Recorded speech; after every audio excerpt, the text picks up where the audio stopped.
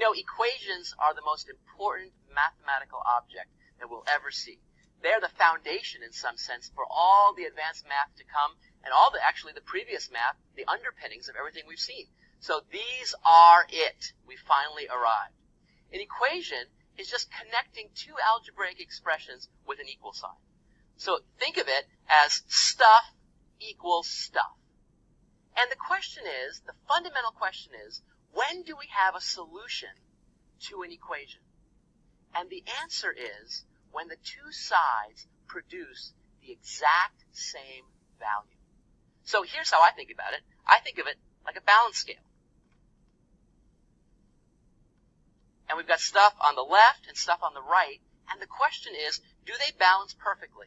If so, then we have a solution to that particular equation.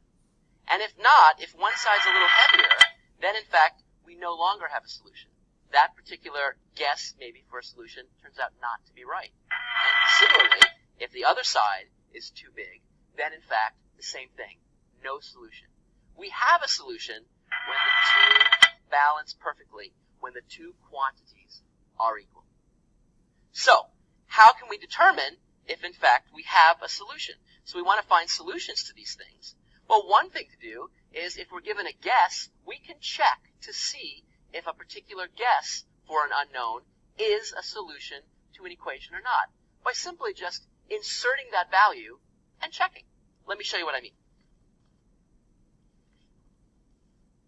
So in this first example, let's take a look at the equation a plus 12 equals 35. That's an example of an equation. Why? Because I have an algebraic expression here, I have an algebraic expression here, and I've got an equal sign. That's all that's required to be an equation. So there we have one. And now the question that I want us to think about is a equals 23 a solution to that equation? So the question is, a equals 23. Is that a solution? Well, here's the way we test. We want to see if we let a take on the value 23, if the scales of the equation balance perfectly, if we get the same number. That's the only test. So let's try it. So let's insert 23 for a. So this side is going to be 23 plus 12. And we're going to compare it to this side, which is 35. And the question is, do these balance? Well, let's compute this.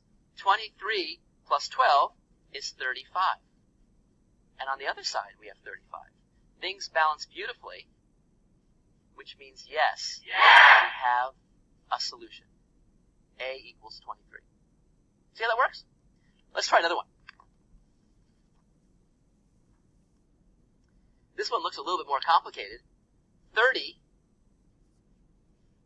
divided by b equals 5. And the question now is the guess b equals 3 a solution to this equation?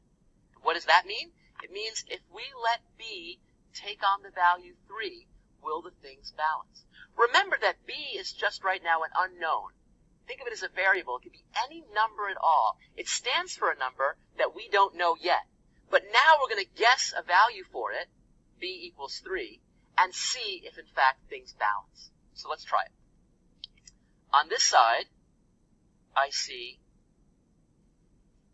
30 divided by 3. And that equals, 3 divided by 3 is 10. And you'll notice that 10 is certainly different than 5. So in fact, here's an example where the scales don't pan out. These are not equal. And therefore, this is not a solution. Not a solution. You can really think about this like a balance scale. They balance perfectly, we have a solution. If they don't balance perfectly, then we got to search for another one.